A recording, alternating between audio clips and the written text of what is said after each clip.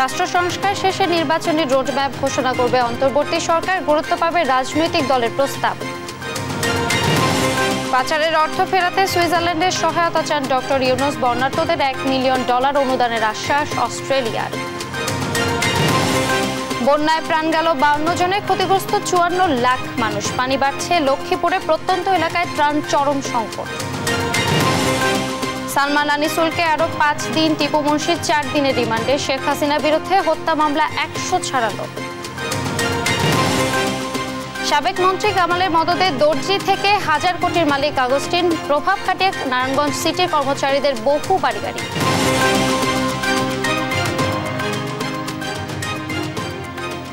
দেখছিলেন সংবাদ শিরোনামগুলো। সংবাদ সকালের সাথে আছি আমি ফারজানা আলীনা। রাজনৈতিক দলগুলোর সঙ্গে আলাপ আলোচনার মাধ্যমে সংস্কার প্রস্তাব গ্রহণ করা সহ প্রশাসনের সংস্কার এবং জবাবদিহিতা নিশ্চিতের সিদ্ধান্ত নিয়েছে সরকার। অন্তর্বর্তী সরকারের প্রধান উপদেষ্টা ডক্টর মোহাম্মদ ইউনূসের সভাপতিত্বে রাষ্ট্রীয় অতিথি ভবন যমুনায় উপদেষ্টা পরিষদের বৈঠক শেষে এসব তথ্য জানান সৈয়দ রিজওয়ানা হাসান। এ সময় তিনি জানান, বৈঠকে কালো টাকা সাদা করার সুযোগ বন্ধ করে অর্থ পাচার রোধে ব্যবস্থা নেওয়ার সিদ্ধান্ত হয়েছে। সেই সঙ্গে নিত্যপণ্যের সিন্ডিকেট ভেঙে পণ্যমূল্য সহনীয় রাখতে সংশ্লিষ্ট মন্ত্রণালয়গুলোর কাজ করছে বলে জানান তিনি। বিস্তারিত শামীমা আখতারের প্রতিবেদনে। বৃহস্পতিবার সকালে রাষ্ট্রীয় অতিথি ভবন যমুনায় উপদেষ্টা পরিষদের বৈঠকে সভাপতিত্ব করেন প্রধান উপদেষ্টা ডক্টর মোহাম্মদ ইউনূস। এ বৈঠকে বেশ কয়েকটি সিদ্ধান্ত নেয়ার কথা জানান সৈয়দা রিজওয়ানা হাসান। এর মধ্যে অন্যতম সিদ্ধান্ত হলো রাষ্ট্র সংস্কারে রাজনৈতিক দলগুলোর প্রস্তাব গুরুত্বের সঙ্গে দেখবে অন্তর্বর্তী সরকার। ভালো কিছু কর্মকর্তা কর্মচারী তো দরকার পড়ে, তাই না? তো যদি আমরা দেখি যে এফিসিয়েন্সি আছে, তার ব্যাপারে কোনো তাৎক্ষণিক সিদ্ধান্ত গ্রহণের প্রয়োজন নাই। আমাদেরকে তো কাজটা নিয়ে আগাতে হবে। আমি যদি আগের সময়ে যারা কোনো ভালো পোস্টে ছিল তাদের কাউকেই নেব না এমন নীতিগত সিদ্ধান্তে চলেছে, তাহলে আমি কাজ আগাবো কেমন করে? বন, পরিবেশ ও জলবায়ু মন্ত্রণালয়ের এই উপদেষ্টা জানান, কোনো কর্মকর্তার বিরুদ্ধে সুস্পষ্ট দুর্নীতির অভিযোগ থাকলে অবশ্যই তার বিরুদ্ধে ব্যবস্থা গ্রহণ করা হবে। মন্ত্রণালয়গুলোর জবাবদিহিতার জন্য প্রতি মাসেই প্রতিটি মন্ত্রণালয়ের সিদ্ধান্ত নোট আকারে প্রকাশ করা হবে। রাজনৈতিক দলগুলোর সাথে আলাপ আলোচনার প্রক্রিয়াটা চালু রাখবো। তাদের কাছ থেকে সংস্কার প্রস্তাব যা আসবে সেগুলোও গ্রহণ করব। সে ব্যাপারে একটা পদ্ধতির বিষয়ে কথা হয়েছে। কোন কোন মন্ত্রণালয় কি কাজ করেছে, সরকার কি কাজ করেছে, সেগুলোর ব্যাপারে একটা নোট প্রস্তুত করে আপনাদেরকে দিয়ে দেব। কালো টাকা সাদা করার সুযোগ থাকছে না আর। একই সঙ্গে অর্থ পাচার রোধে ব্যবস্থা গ্রহণ করেছে সংশ্লিষ্ট মন্ত্রণালয়। বাজার সিন্ডিকেট ভেঙে দিয়ে নিত্যপণ্যের দাম সাধারণ মানুষের নাগালের মধ্যে আনতে কাজ শুরু করেছে সরকার। কালো টাকা সাদা করার যে বিধি এবং রীতি, সেটা বন্ধ করে দেয়া হবে। হ্যাঁ, কারণ এখান থেকে সরকার যেটুকুন টাকা আনতে পারে সেটুকুন টাকা দিয়ে সরকারের যে খুব বেশি কিছু আগায় তা না, বরং মূল্যবোধটা অনেক বেশি অবক্ষয়িত হয়। অর্থ পাচারের বিরুদ্ধে কার্যক্রম শুরু হয়ে গেছে। অত্যাবশ্যকীয় পণ্যের দাম মানুষের ক্রয় সীমানার মধ্যে রাখতে যা যা করার দরকার সরকার সেই কাজগুলো করা শুরু করে দিয়ে। বঙ্গবন্ধু পরিবারের সুরক্ষা আইন বৈষম্যমূলক উল্লেখ করে এটি বাতিলের সিদ্ধান্ত হয় বলে জানান তিনি। আদৌ নিরাপত্তা সংস্থা মনে করে কিনা যে এরকম দরকার আছে, সেখানে উত্তরটা হচ্ছে এরকম বিশেষ নিরাপত্তার দরকার আছে বলে তারা মনে করে না, আর এটাকে বৈষম্যমূলক মনে করা হয়েছে, সেটার ভিত্তিতেই সিদ্ধান্ত গ্রহণ করা হয়েছে। একই সঙ্গে বন্যায় ক্ষতিগ্রস্ত রপ্তানিমুখী শিল্পের সুরক্ষায় সরকারের পদক্ষেপের কথা জানানো হয়। এছাড়া সাফ ফুটবল চ্যাম্পিয়ন দলকে সম্বর্ধনা দেয়া হবে বলেও উল্লেখ করেন এই উপদেষ্টা। এছাড়া রাওয়ালপিন্ডিতে ঐতিহাসিক জয়ের কারণে ক্রিকেট দলকে অভিনন্দন জানিয়েছেন উপদেষ্টারা। ফুটবল টিমের জন্য আমরা একটা সম্বর্ধনা আয়োজন করব। জাতীয় ক্রিকেট দল আপনারা জানেন যে পাকিস্তানকে হারিয়েছে। উপদেষ্টা পরিষদের পক্ষ থেকে সকল খেলোয়াড়, কোচ, কর্মকর্তা এবং বোর্ডকে অভিনন্দন জানিয়েছি। শামীমা আখতার, দেশ টিভি, ঢাকা। নির্বাচন ও দেশের সামগ্রিক পরিস্থিতির স্থিতিশীলতায় অন্তর্বর্তী সরকার প্রয়োজনীয় সংস্কার করবে বলে আশা প্রকাশ করেছেন বিএনপির মহাসচিব মির্জা ফখরুল ইসলাম আলমগীর। বলেন, রাজনৈতিক দলগুলোর সাথে অন্তর্বর্তী সরকারের আলোচনাও চলমান থাকবে। বিকেলে যমুনার প্রধান উপদেষ্টা ডক্টর মোহাম্মদ ইউনূসের বাসভবনে যান বিএনপির মহাসচিব মির্জা ফখরুল ইসলাম আলমগীরের নেতৃত্বে বিএনপির প্রতিনিধি দল। সাথে ছিলেন দলটির স্থায়ী কমিটির সদস্য সালাউদ্দিন আহমেদ, আমির খসরু মাহমুদ চৌধুরী। প্রায় 1.5 ঘন্টা ব্যাপী বৈঠক শেষে সাংবাদিকদের সাথে কথা বলেন বিএনপির মহাসচিব। বলেন, প্রয়োজনীয় সংস্কারের পাশাপাশি নির্বাচনের তারিখ ঘোষণার দায়িত্ব অন্তর্বর্তী সরকারের। খুব দ্রুত তারা একটা স্টেবল অবস্থায় নিয়ে আসতে পারবেন এবং একই সঙ্গে তারা একটা নির্বাচনের দিকেও যেতে পারবেন এবং প্রয়োজনীয় সংস্কার সমূহ তারা পূরণ করবেন বলে আমরা বিশ্বাস করি। রাজনৈতিক দলগুলোর সঙ্গে আলোচনা হবে পর্যায়ক্রমে। না, আমরা কোনো তারিখ বলিনি, ওরা প্রয়োজনে ওনারই তো তারিখ বলবেন, আমরা তো তারিখ বলবো না। বাংলাদেশ থেকে পাচার হওয়া অর্থ ফেরত আনতে সুইজারল্যান্ডের সহযোগিতা চেয়েছেন অন্তর্বর্তী সরকারের প্রধান উপদেষ্টা অধ্যাপক মোহাম্মদ ইউনূস। বৃহস্পতিবার সুইজারল্যান্ডের রাষ্ট্রদূত রেতো রিংলি রাষ্ট্রীয় অতিথি ভবন যমুনায় সাক্ষাৎ এলে এই সহায়তা চান তিনি। এ সময় দেশটির রাষ্ট্রদূত অন্তর্বর্তী সরকারের সমর্থন করে বাংলাদেশের সঙ্গে অর্থনৈতিক সম্পর্ক জোরদারের কথা বলেন। পরে বাংলাদেশের অস্ট্রেলিয়ার ভারপ্রাপ্ত হাইকমিশনার নাদিয়া সিম্পসন দেখা করতে এসে ডক্টর ইউনূসের সাথে ছাত্র আন্দোলনের নিহতদের জন্য শোক প্রকাশ করেন। বৈঠকে বঙ্গোপসাগরের নিরাপত্তা, রোহিঙ্গা সংকট, মানবাধিকার, অর্থনৈতিক কর্পোরেশন, ট্যাক্স শুল্ক এবং সংখ্যালঘু ইস্যু সহ নানা ইস্যুতে আলোচনা হয়। এ সময় বন্যার্তদের জন্য একটি দাতব্য সংস্থা $1 মিলিয়ন অনুদান দেওয়ার ঘোষণা দেন অস্ট্রেলিয়ার হাইকমিশনার।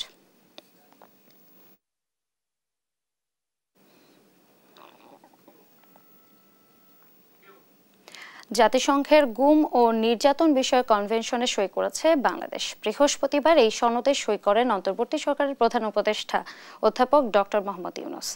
প্রধান উপদেষ্টার প্রেস উইং থেকে পাঠানো এক বিজ্ঞপ্তিতে এই তথ্য জানানো হয়েছে। এ সময় ডক্টর ইউনূস বলেন, এটি একটি ঐতিহাসিক ঘটনা। বলপূর্বক গুমের শিকার ব্যক্তিদের জন্য আন্তর্জাতিক গুম প্রতিরোধ দিবসের একদিন আগে চুক্তিটি স্বাক্ষর হয়।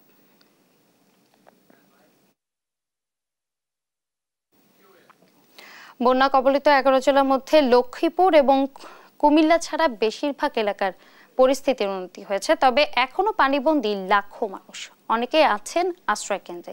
দুর্গত এলাকায় দেখা দিয়েছে খাদ্য ও বিশুদ্ধ পানির তীব্র সংকট। সেই সঙ্গে দেখা দিয়েছে পানিবাহিত রোগবালাই। নষ্ট হয়েছে ফসলি জমি। সহকর্মীদের পাঠানো তথ্য এবং চিত্রে সালমা জাহানের ডেস্ক রিপোর্ট। কুমিল্লায় গোমতী ও কাকরি নদীর পানি বিপদ সীমার 3 সেন্টিমিটার নিচ দিয়ে বইছে। পানিবন্দী অন্তত 11 লাখ মানুষ। 724টি আশ্রয় কেন্দ্রে আশ্রয় নিয়েছেন প্রায় 81,000 মানুষ। মনোহরগঞ্জ ও নাঙ্গলকোট উপজেলার বন্যা পরিস্থিতির অবনতি হয়েছে। এসব এলাকায় পর্যাপ্ত ত্রাণ না পাওয়ার অভিযোগ দুর্গতদের। সেই সঙ্গে দেখা দিয়েছে পানিবাহিত রোগবালাই। ফসলে ত্রাণ ঢুকতেছে না, মানে যা দিচ্ছে হাইওয়েতে যা টুকটাক আসে এই অঞ্চলে যারা মিলে দেয় সার্গে বাইরে কোনো আমরা অবদান পাইতেছি না। প্রায় ঘরের অধিকাংশই ফসল অথবা হাত পা গা হয়ে গিয়েছে। বন্যার প্রভাবে সবজির দাম আকাশচুম্বী। সেই সাথে বেড়েছে মোমবাতির দাম। 5 টাকার মোমবাতি বিক্রি হচ্ছে 15 থেকে 20 টাকা। দোকানদাররা সিন্ডিকেটের কারণে এগুলো করে। যে মোমবাতি 5 টাকা ডজন, 12 পিস 60 টাকা, এই মোমবাতি 100 টাকা দিয়ে কিনা লাগে। মেঘনা নদীর পানি বাড়ায় লক্ষ্মীপুরের বন্যা পরিস্থিতির অবনতি হয়েছে। অন্তত 8 লাখ মানুষ পানিবন্দী। তাদের মধ্যে 40,000 মানুষ আশ্রয় কেন্দ্রে অবস্থান করছে। নোয়াখালী হয়ে যে আপনার রহমতখালী খাল হয়ে যে পানিগুলো আসতেছে, এই পানিগুলো আপনার হচ্ছে ক্রমান্বয়ে রাস্তাঘাট ডুবে যাচ্ছে। নোয়াখালীতে ধীরে ধীরে নামছে বানের পানি। জেলার 21 লাখ মানুষ পানিবন্দী। 1300টি আশ্রয় কেন্দ্রে এখন অবস্থান করছে অন্তত 2 লাখ মানুষ। ফেনী শহরের বন্যার পানি নামলেও পেট্রো বাংলা তুলাবাড়ি এলাকায় এখনও জলাবদ্ধতা রয়েছে। আশ্রয় কেন্দ্র থেকে ফিরে বাড়ি পরিষ্কারে বেগ পেতে হচ্ছে ক্ষতিগ্রস্তদের। ব্রাহ্মণবাড়িয়ার আখাউড়ায় বন্যা পরিস্থিতি উন্নতি হলেও পানির নিচে তলিয়ে ফসলি জমি। ক্ষতি হয়েছে অন্তত 7,500 হেক্টর রোপা আমন ফসলের। আমরা খালি ভাদ্র মাস ঢুকছে মাত্র ওই জমিগুলা লাগান শুরু করছি বলে তাড়াতাড়ি লাগালে তাহলে তাড়াতাড়ি বালা, কিন্তু খালি লাগাইয়া সারি এমন 4-5 দিন হয়েছে না, ইন্ডিয়ার পানি এসেরা একদম পুরা তল করে লাইছে। মৌলভীবাজারে পানি নামার সাথে সাথে ফুটে উঠেছে ক্ষতচিহ্ন। 13টি সড়কের প্রায় 40 কিলোমিটার বেহাল, বিধ্বস্ত টিনের ঘর। গরবিতে এখন কাদা, ঘর নষ্ট হয়ে গেছে। এখন আমরা এখন ঘরে যেতে পারছি না। ভোলায় জোয়ারে তলিয়ে অন্তত 30,000 হেক্টর জমির আমনের চারা ও বীজতলা। এমন বাস্তবতায় কিভাবে ঘুরে দাঁড়াবেন সেই চিন্তায় দিশেহারা কৃষকরা। আমন ধানের বীজতলা 3 বার পানি উঠছে, তলা সবই গেছে। আমাকে টাকা নাই দেখে করতে পারিনি। যা মনে আমার উঠে গিয়ে বীজ বীজ রুইতে গিয়ে একবার মনে করেন 20,000 টাকা লস হয়ে গেছে, এটা গেছে পানির তলে। বৃষ্টি না হলে দ্রুত বন্যা পরিস্থিতি উন্নতি হওয়ার আশা বন্যা পূর্বাভাস ও সতর্কীকরণ কেন্দ্রের। সালমা জাহান, নিউজ ডেস্ক, দেশ টিভি। জুলাই গণহত্যার ঘটনায় শেখ হাসিনা সহ 52 জনের বিরুদ্ধে আন্তর্জাতিক অপরাধ ট্রাইব্যুনালে আরও একটি হত্যা মামলা হয়েছে। এই মামলায় গণহত্যায় উস্কানির অভিযোগে আসামি করা হয়েছে 32 সিনিয়র সাংবাদিককেও। বিস্তারিত জানাচ্ছেন সাবরিনা মজুমদার। যখন ব্রাশ ফায়ার করে তখন আমার ছেলে সামনে ছিল, তখন সে অন্যদের যখন গুলি করতেছিল তখন সে বলছিল তাদেরকে গুলি করেন, আমাকে গুলি করেন বলে, যখন যে বুকটা পেতে সামনে বলে আমাকে গুলি করেন বলে আমার ছেলে সম্মুখভাগে ছিল, তখন তাকে ডাইরেক্ট বুকের গুলি করে দিছে। ছাত্র জনতার আন্দোলনের মুখে গত 5 আগস্ট আওয়ামী লীগ সরকারের পতন হয়। এই বিক্ষোভে গিয়ে শ্যামলীর রিং রোডে পুলিশের গুলিতে নিহত হয় 17 বছরের নাসির হাসান রিহান। এই অভিযোগ থেকে দায় মুক্তি দিতে পারি না। বৃহস্পতিবার রিহানের বাবা গোলাম রাজা আন্তর্জাতিক অপরাধ ট্রাইব্যুনালের তদন্ত সংস্থায় শেখ হাসিনা সহ 52 জনের বিরুদ্ধে হত্যার অভিযোগ দায়ের করেন। এই মামলায় আসামিদের মধ্যে গণহত্যায় উস্কানির দায়ে 32 জন সিনিয়র সাংবাদিককেও অভিযুক্ত করা হয়। রিহানের বাবা মোহাম্মদ গোলাম রাজ্জাক, ওনার পক্ষ থেকে এই অভিযোগটি দায়ের করা হয়েছে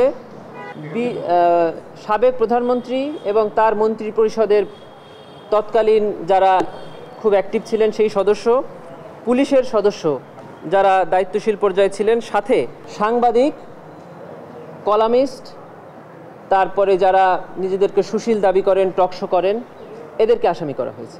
মামলার আইনজীবী জানান, গেল 3 আগস্ট শেখ হাসিনার সংবাদ সম্মেলনে প্রশ্ন করে উস্কানি ও টকশোতে এসব সাংবাদিকদের বিরুদ্ধে গণহত্যার বৈধতা দেওয়ার অভিযোগ আনা হয়েছে। একটা বোকা প্রশ্ন আর বাংলাদেশ নিয়ে প্রশ্ন করতে চাই। অবশ্যই, হ্যাঁ, তো ওটাও তো রুটিন কাজ, ওটা বলতে হবে। আর আমি তো আছি। জি, আপনার প্রশ্রয় মাননীয় প্রধানমন্ত্রী। 3 আগস্ট যেদিন এই তৎকালীন সরকার পদত্যাগের জাস্ট একদিন আগে প্রধানমন্ত্রীর সঙ্গে দেখা করে কিছু সাংবাদিক এবং সাংবাদিক নেতারা প্রধানমন্ত্রীকে এই মর্মে আশ্বাস দেন যে আমরা আপনার সাথে আছি, আপনারা এই আন্দোলন দমন করার জন্য যা করার করবেন, আমরাও যা করার আপনাকে হেল্প করার জন্য করব। চায়না থেকে ফিরে প্রধানমন্ত্রী যখন সাংবাদিক সম্মেলন করলেন, সেখানে প্রধানমন্ত্রীকে কিছু প্রশ্ন করা হয়েছিল। আপনারা দেখে থাকবেন যে ওগুলো প্রশ্ন না, ওগুলোর মধ্যে আসলে প্রশ্ন থাকে না, ওগুলোর মধ্যে থাকে শুধু প্রধানমন্ত্রীর প্রশংসা। এ পর্যন্ত হাসিনার বিরুদ্ধে হওয়া 102 মামলার মধ্যে 8টি দায়ের হয়েছে আন্তর্জাতিক অপরাধ ট্রাইব্যুনালে। ট্রাইব্যুনাল পুনর্গঠন হলে আসামিদের বিরুদ্ধে গ্রেফতারি পরোয়ানা জারি করার আবেদন করবে তদন্ত সংস্থা। সাবরিনা মজুমদার, দেশ টিভি, ঢাকা। বৈষম্য বিরোধী ছাত্র আন্দোলনের শহীদ ও আহত পরিবারগুলোর পুনর্বাসনে পাশে থাকার আশ্বাস দিয়েছে বাংলাদেশ জামায়াতে ইসলামী। এরই অংশ হিসেবে 25টি শহীদ পরিবারকে নগদ অর্থ প্রদান করেছে দলটির ঢাকা মহানগর উত্তর শাখা। এদিকে সমস্ত গণহত্যার বিচার দাবি করে জাতিসংঘের প্রতিনিধিদের সাথে বৈঠক করেছেন জামায়াত নেতারা। আরও জানাচ্ছেন শাহিদুজ্জামান সাকিব। বৈষম্য বিরোধী আন্দোলনে শহীদ পরিবারগুলোর সাথে মতবিনিময় ও আর্থিক সহায়তা প্রদান করেছে বাংলাদেশ জামায়াতে ইসলামী ঢাকা মহানগর উত্তর। বৃহস্পতিবার সকালে রাজধানীর উত্তরার একটি রেস্টুরেন্টে এ সভা হয়। এ সময় জামায়াতের ঢাকা উত্তরের আমির মোহাম্মদ সেলিম উদ্দিন বলেন, শহীদ ও আহত পরিবারগুলোর পুনর্বাসনে পাশে থাকবে জামায়াত। আমরা 2 লাখ করে প্রত্যেক শহীদ পরিবারকে দেওয়ার, কাউকে 1 লাখ পৌঁছে দিয়েছি, কাউকে এনাদের 1 লাখ আমরা আবার পৌঁছে দিব ইনশাল্লাহ। 2 লাখ করে সবাইকে দিচ্ছি, আহতদেরকে 50,000 টাকা করে দিচ্ছি। আমাদের আমির সাহেব বলেছেন এদের কর্মসংস্থান ব্যবস্থা করতে অথবা ব্যবসায়ের পুঁজি দিয়ে দিতে। অনুষ্ঠানে শহীদ পরিবারের সদস্যরা স্মৃতিচারণ করার সময় আবেগ আপ্লুত হয়ে পড়েন। আমার ছেলেকে 2টা গুলি করা হয়েছে, একটা গলায়, একটা বুকের পিছনে। দেশের জন্য যুদ্ধ করছি, আজকে আমার ছেলেই হয়েছে, শহীদ হয়েছে। আমার ছেলেটা শহীদ হইল এই জায়গাতে। আমার একটা ছেলে বাবা, এই ঢুকে আমার আর কেউ নেই। এই ছেলের উপরে আমার ভরসা ছিল। ছোট ছেলেটা এখন আমার সাথে আসছে, ক্লাস 9-এ পড়ে। এই ছেলেটা আমার টার্গেট ছিল যে তাকে আমি বিএসসি ইঞ্জিনিয়ার বানাবো, কিন্তু আল্লাহ পাকে তাকে শহীদের হিসেবে কবুল করে তাকে নিয়ে গেছে। পরে নিহতদের স্মরণে দোয়া মোনাজাত করেন জামায়াতের সেক্রেটারি জেনারেল মিয়া গোলাম পরোয়ার। বিধবা স্ত্রী এদিকে দুপুরে গুলশানের জাতিসংঘ ভবনে সংস্থাটির প্রতিনিধি দলের সাথে বৈঠক করেন জামায়াত নেতারা। বৈঠক শেষে জামায়াতের কেন্দ্রীয় নায়েবে আমির সৈয়দ আব্দুল্লাহ মোহাম্মদ তাহের বলেন, স্বৈরাচার হাসিনা সরকারের আমলে ঘটা সব গণহত্যার বিচারের দাবি করেন তারা। অত্যন্ত প্রমিজিং সেনা কর্মকর্তার যে হত্যাকাণ্ড ঘটেছে, সেই হত্যাকাণ্ডের সাথেও এই স্বৈরাচার জড়িত ছিল, আমরা সেটা উল্লেখ করেছি। আমরা উল্লেখ করেছি হেফাজতের যে সমাবেশ ছিল, সেই সমাবেশে মাস কিলিং হয়েছিল, শত শত লোকের হত্যাকাণ্ড তারা ঘটিয়েছিল। আর সর্বশেষ এই মহা গণবিপ্লব, সকল শ্রেণীর মানুষের যে বিপ্লব, ছাত্র জনতার যে বিপ্লব, এই বিপ্লবকে ব্যর্থ করার জন্যে যে নির্বিচারে তারা হত্যাকাণ্ড চালিয়েছিল, এটাকে আমরা বলেছি এটা জেনোসাইড, গণহত্যা। এটাকে জেনোসাইড হিসেবে টেক আপ করে যেন সুষ্ঠু বিচার হয়, সেই ব্যবস্থা গ্রহণ করার জন্য ন্যায় বিচার নিশ্চিতে প্রয়োজনে আইন সংশোধনেরও পরামর্শ দেন জামায়াত নেতারা। কতিপয় আইন সংশোধনের মাধ্যমে। শাহিদুজ্জামান সাকিব, দেশ টিভি, ঢাকা। দর্শক, ছুটির দিনে মাছ মাংসের বাজার দর জানাতে সাতক্ষীরা থেকে যুক্ত হচ্ছেন সহকর্মী শরীফুল্লাহ কায়সার সুমন। সুমন, মাছ মাংসের বাজার দর কেমন দেখছেন এবং সর্বোপরি বাজারে স্বস্তি ফিরেছে কিনা আমাদের জানান।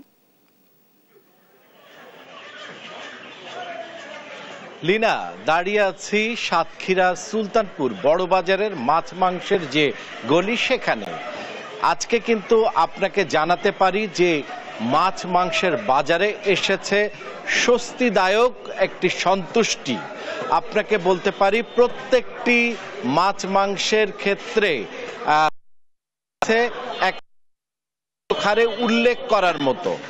আজকে কিন্তু মুরগির দাম, বিশেষ করে দেশি মুরগি যেটি 550-600 টাকা ছিল, সেটি 450 টাকাতে এসেছে। 600 টাকার হাঁসের দাম এসেছে 500 টাকা কেজিতে। একই সাথে পোলট্রি মুরগির দাম এসেছে কিন্তু 160 টাকা কেজিতে। আর আমি দাঁড়িয়ে আছি যেখানে, সেই গরুর মাংস কিন্তু আজকে 600 টাকা কেজিতে এসেছে। আর আপনাকে বলি, সেটি হচ্ছে খাসির মাংস, যেটি 1050 থেকে 1100 টাকা ছিল, সেটি কিন্তু 900 টাকা এসেছে। বকরি 800 টাকাতে এসেছে। প্রত্যেকটি মাছ মাংসের ক্ষেত্রে কিন্তু এসেছে একেবারে দারুণ স্বস্তির খবর। আর তবে মাছের যোগান কম আছে, যে কারণে মাছের দাম প্রত্যেকটি যা ছিল তাই এবং স্থিতিশীল। আমি একটু এখানে ক্রেতা এবং বিক্রেতাদের সাথে কথা বলার চেষ্টা করছিলি না, এবং তাদের আসলে আজকে এই যে দেখলাম যে মাছ এবং মাংসের দাম, বিশেষ করে মাংসের দাম, আপনি গরুর মাংস বিক্রি করছেন, একটু এত কম হওয়ার কারণ কি? বেচাকেনা একটু কমে, গরুর মাংসের দাম একটু কম বিক্রি হচ্ছে। আর আমরা এই কোয়ালিটির পরে নির্ভর করতেছি, আমরা ওই হাড় চর্বি সহ 600 টাকা কেজি বিক্রি করতেছি। যে এতে আমাদেরও একটু লস হচ্ছে, কিন্তু আর খামারিদের আমরা গরু কিন্তু এরকম কম দামে কিনতে পারতেছি না। আরও ধরেন বন্যাতে আমাদের একটু অসুবিধা হয়ে গেছে, বেচা কেনা কমেতে আমরা একটু কম দামে বিক্রি করতেছি। আপনারা তো বাজারে এসছেন, এই যে দাম কেমন দেখছেন এবং কেমন লাগছে? আসলে বিগত দিনের থেকে বাজারের মূল্য কিন্তু আগের থেকে অনেক কম। তার কারণটি হচ্ছে এই বন্যার কারণে অনেক খামার কিন্তু পানিতে তলিয়ে গেছে। মুরগি তো একদম দামই নাই। যে সোনালী মুরগি বিক্রি হতো 300-350 টাকা, সেটি কিন্তু আজকে বিক্রি হচ্ছে 200 টাকা, 160 থেকে 200 টাকা। এবং গরুর মাংস বিক্রি হচ্ছে 600 থেকে 650 টাকা। এটার কারণ হচ্ছে প্রতিটা খামারই কিন্তু আজকে পানির নিচে, তারা কিন্তু রাখতে পারছে না বাড়িতে, তাদের থাকারও জায়গা নেই, মাংস থাকার জায়গা নাই, গরু কোথায় রাখবে, যে কারণে অল্প দামে বিক্রি করে দিতে বাধ্য হচ্ছে। খামারিরা লস, খামারিরা লস, কিন্তু ক্রেতারা স্বস্তিতে আছে ইনশাল্লাহ। বাজারে কি অবস্থা দেখছেন? যে বাজারের অবস্থা যদি বলেন, তো আমি বলবো যে মাংসের বাজারের অবস্থা আগের তুলনায় একটু সন্তোষজনক। আমরা মাইকিং করা হচ্ছে, মাইকিং শুনে কিন্তু আমি আসলে বাজারে এসেছি মাংস কেনার জন্য। তো এখানে এসে যেটা দেখছি যে মাংসের দাম তুলনামূলক কমলেও এখানে খামারিরা কিন্তু লোকসানের শিকার হচ্ছে, কেননা গোখাদ্যের দাম বা যে পরিচর্যার মূল্য সেটা কিন্তু আসলে কমেনি। আর বাজারে এসে যে জিনিসটা আমি দেখলাম যে তুলনামূলক কিন্তু ক্রেতার উপস্থিতিও কম, অর্থাৎ বলা যায়। শুনছিলাম লীনা যে পরিবর্তিত সময়ে পরিবর্তিত দাম, তবে এই পরিস্থিতিটি আসলে যেটি শুনলাম সেটি হচ্ছে দেশের বন্যা এবং জলাবদ্ধতা পরিস্থিতির কারণেই এটি একটু কমে এসেছে এবং সবার প্রত্যাশা যে দামের জায়গাটি এই স্বস্তিদায়ক ধারাটি যেন অব্যাহত থাকে। এই ছিল সর্বশেষ মাছ মাংসের, সাতক্ষীরার যে মাছ মাংসের যে দরদাম তার। সুমন, আপনাকে ধন্যবাদ। দর্শক, আমাদের সাথে সাতক্ষীরা থেকে সুমন সাথে ছিলেন। এবার আমরা চলে যেতে চাই রাজবাড়িতে, সেখানকার বাজার দর সম্পর্কে জানব। দর্শক, রাজবাড়ি থেকে আমাদের সঙ্গে যুক্ত হচ্ছেন সহকর্মী শফিকুল ইসলাম শামীম। শামীম, সেখানকার বাজার অবস্থা বলেন, শাকসবজির দামের কেমন অবস্থা সেটা জানতে চাই। ধন্যবাদ। আপনি যেমনটি জানাচ্ছেন যে রাজবাড়িতে পণ্যের কাঁচা বাহী যে পণ্যগুলি রয়েছে, শাকসবজির দামটি রয়েছে, সেটা কিন্তু প্রতিটি পণ্যের মূল্যই কিন্তু 5 থেকে 10 টাকা বেশি হয়েছে বলে ব্যবসায়ীরা বা ক্রেতা বিক্রেতারা কিন্তু আমাদেরকে জানিয়েছেন। তো আমি রাজবাড়ী জেলার কয়েকটি বাজার সকাল থেকে ঘুরেছি, সেখানে কিন্তু একটি চিত্র আমি দেখেছি। কাঁচামরিচের দাম 200 টাকা কেজি, পেঁয়াজ 115 টাকা কেজি, বেগুন 60 টাকা কেজি, গোল বেগুন 80 টাকা কেজি, পটল 30 টাকা কেজি, ধুন্দুল 30 টাকা কেজি, উস্তা 60 টাকা কেজি, পেঁপে 30 টাকা কেজি, ঢেঁড়স 40 টাকা কেজি, ঝিঙ্গা 40 টাকা কেজি। আর যে সকল লাউ রয়েছে সেখানে লাউগুলি কিন্তু 40 থেকে 50 টাকা প্রতিটি বিক্রি হচ্ছে। তো আমরা ব্যবসায়ীদের সাথে কথা বলেছি, তারা জানিয়েছেন যে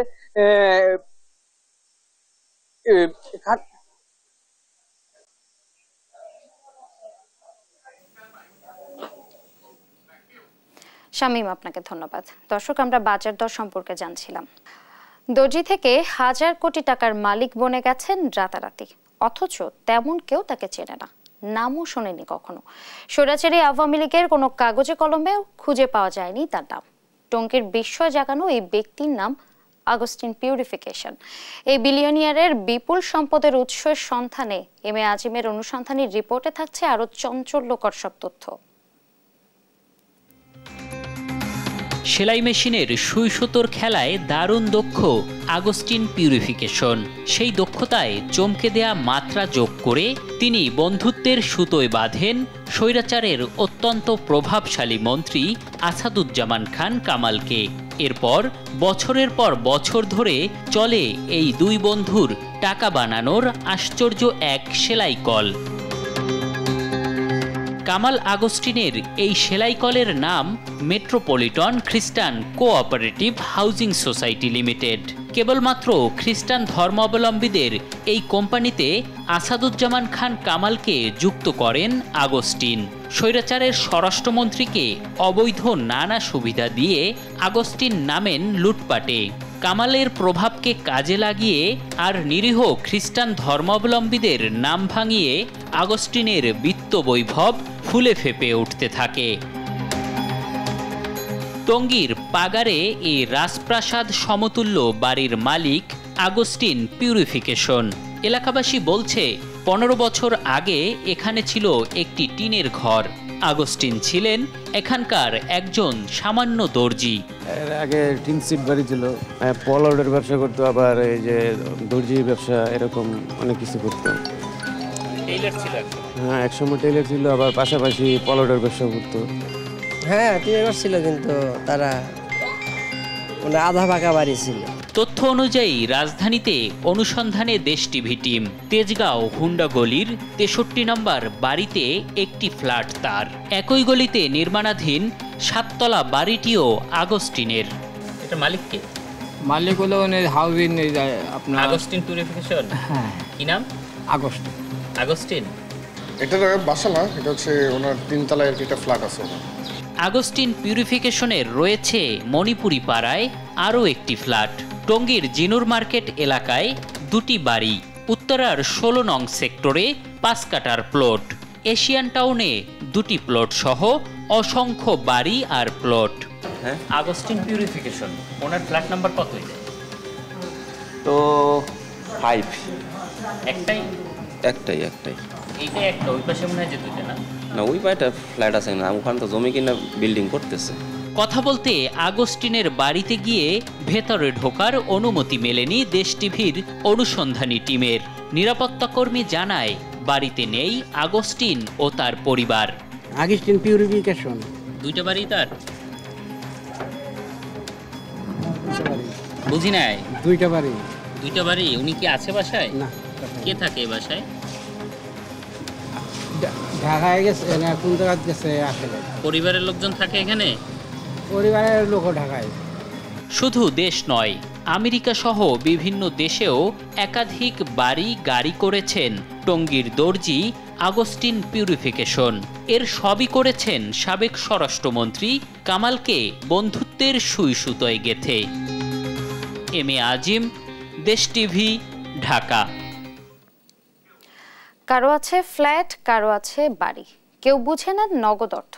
গত এক দশকে ক্ষমতার ছত্রছায়ায় বেপরোয়া হয়ে ওঠে নারায়ণগঞ্জ সিটি কর্পোরেশনের সাবেক মেয়র সেলিনা হায়াত আইভীর ব্যক্তিগত সহকারী, গাড়ির চালক এবং নিরাপত্তার দায়িত্বে থাকা পুলিশ কনস্টেবল। অভিযোগ রয়েছে অনিয়ম আর প্রভাব বিস্তার করে বিপুল সম্পদ গড়েছেন এই সিটির কর্মকর্তা ও কর্মচারীরা। সহকর্মী পাঠানো তথ্য ও চিত্রে ফারজানা ইসলামের ডেস্ক রিপোর্ট। নারায়ণগঞ্জ সিটি কর্পোরেশনের সাবেক মেয়র সেলিনা হায়াত আইভীর ব্যক্তিগত সহকারী হিসেবে দীর্ঘদিন ধরে দায়িত্ব পালন করছেন আবুল হোসেন। মাসে তার বেতন ৩৬,০০০ টাকা হলেও চলাফেরা কোটিপতির মতোই। দেশ টিভির অনুসন্ধানে বেরিয়ে এসেছে শহরের বিভিন্ন এলাকায় আবুলের একাধিক ফ্ল্যাট থাকার তথ্য। শহরে ফার্নিচারের দোকান সহ বন্দর উপজেলায় আবুল ও তার স্ত্রীর নামে রয়েছে ৩টি জমি। এর পাশাপাশি বিলাস ভ্রমণের শখও রয়েছে আবুলের। গেছেন দক্ষিণ কোরিয়া, জাপান, সিঙ্গাপুর, অস্ট্রেলিয়া ও নিউজিল্যান্ডে। এছাড়া ভারত ও থাইল্যান্ডে অন্তত 4 বার ঘুরতে গেছেন সেলিনা হায়াত আইভীর এই ব্যক্তিগত সহকারী। আমাদের নামে যে ফ্ল্যাট আসছে, ফ্ল্যাট আমরাও পাই নাই, তারা অন্য অন্য মানুষের কাছে ফ্ল্যাট বিক্রি করে দিতেছে, আমাদের আশা দিয়ে ছুঁয়ে দিছে। সাথী নিয়ে আসতো, এখন 2টা ফ্ল্যাটের 4-5টা ফ্ল্যাটের মালিক চাঁদা তুলে, অটোতে তুলে, সিএনজিতে তুলে এই টাকাগুলো পায় ওরা মাসে মাসে। অভিযোগ রয়েছে অনিয়ম আর প্রভাব বিস্তার করে সম্পদের পাহাড় গড়েছেন তিনি। এমনকি তার প্রভাবে গত বছরে পদে নিয়োগ হওয়া আরিফ নামের কর্মকর্তাকে পদ বুঝিয়ে না দিয়ে পাঠানো হয়েছে একটি স্কুলের দায়িত্বে। এখানে আছি 8-9 মাস স্কুলে। আমি জয়েন করছি সিটি কর্পোরেশনে, কিন্তু ওখান থেকে এখানে আমাকে শিফট করে দিচ্ছে। শুধু আবুলি নয়, সাবেক মেয়রের গাড়ি চালক বিল্লাল হোসেনও গড়েছেন অবৈধ সম্পদ। নগরীর বরফকল ও পানির কল এলাকার বহুতল ভবনে তার 2টি ফ্ল্যাট রয়েছে। কয়েক লাখ টাকা খরচ করে সম্প্রতি ফ্ল্যাট সাজিয়েছেন তিনি। নারায়ণগঞ্জ সিটির সাবেক মেয়রের নিরাপত্তার দায়িত্বে ছিলেন পুলিশ কনস্টেবল শফিক। বিশেষ সুপারিশে প্রায় 13 বছর ধরে এখানে কর্মরত ছিলেন তিনি। শহরের বিভিন্ন স্ট্যান্ড থেকে টাকা তোলা সহ গাছ কেনার বরাদ্দের টাকা নয়-ছয় করার অভিযোগ রয়েছে তার বিরুদ্ধে। তবে এসব বিষয়ে ক্যামেরার সামনে কথা বলতে রাজি হননি আবুল, বিল্লাল ও শফিক। নারায়ণগঞ্জ সিটি কর্পোরেশনের কোনো কর্মকর্তা বা কর্মচারী অনিয়ম দুর্নীতি করেছে এমন অভিযোগ পাওয়া গেলে তদন্ত করে ব্যবস্থা নেওয়ার কথা জানিয়েছেন নির্বাহী কর্মকর্তা। যদি আমাদের কোনো কর্মকর্তা বা কর্মচারীর বিরুদ্ধে কোনো দুর্নীতির অভিযোগ ওঠে, যদি আমাদের কাছে ওইরকম লিখিত আসে, তাহলে সেটা আমরা দেখব, বা এটা ইনভেস্টিগেশনের জন্য তো রাষ্ট্রের আরও অথরিটি বা প্রতিষ্ঠান আছে, তারা সেটা দেখবে। এদিকে সরকারি, আধা সরকারি প্রতিষ্ঠানগুলোর চিহ্নিত দুর্নীতিবাজদের বিরুদ্ধে দুদককে ব্যবস্থা নেওয়ার দাবি সচেতন নাগরিক সমাজের ব্যক্তিত্বদের।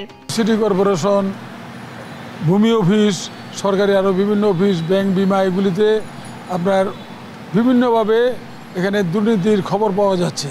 যদি এগুলি সত্যি দুর্নীতি হয়ে থাকে তাহলে পরে এখানে দুদককে পদক্ষেপ নিতে হবে এবং প্রকৃত দোষী যারা তাদেরকে আইনের আওতায় এনে শাস্তির ব্যবস্থা করতে হবে। স্বৈরাচার আওয়ামী লীগ সরকারের জনপ্রতিনিধির প্রভাবে অনিয়ম করে রাতারাতি বিপুল অর্থের মালিক বনে যাওয়া নারায়ণগঞ্জ সিটি কর্পোরেশনের কর্মকর্তা কর্মচারীদের বিরুদ্ধে কঠোর ব্যবস্থা নেওয়ার দাবি নারায়ণগঞ্জবাসীর। নিউজ ডেস্ক, দেশ টিভি। চট্টগ্রাম নগরে বায়েজিদ থানাধীন অক্সিজেন কুয়াইশ সড়কে দুর্বৃত্তের গুলিতে 2 জন নিহত হয়েছেন। বৃহস্পতিবার রাতে এই ঘটনা ঘটে। এ ঘটনায় 10 থেকে 15 জন আহত হয়েছেন। স্থানীয়রা জানায়, অক্সিজেন কুয়াইশ সড়ক ধরে হেঁটে যাচ্ছিলেন আনিস ও মাসুদ কায়সার। সড়কে পৌঁছালে মোটরসাইকেলে আসা 2 জন দুর্বৃত্ত তাদের লক্ষ্য করে এলোপাতাড়ি গুলি ছোড়ে। এই সময় গুলিবিদ্ধ হয়ে দুজনই মাটিতে লুটিয়ে পড়েন। দুর্বৃত্তরা দ্রুত সময়ের মধ্যে ঘটনাস্থল থেকে পালিয়ে যান। বায়েজিদ বোস্তামি থানার ভারপ্রাপ্ত কর্মকর্তা সঞ্জয় সিনহা বলেন, দুর্বৃত্তের ছোড়া গুলিতে 2 জন গুরুতর আহত হন। পরে তাদের উদ্ধার করে হাসপাতালে নিয়ে গেলে চিকিৎসক মৃত ঘোষণা করেন।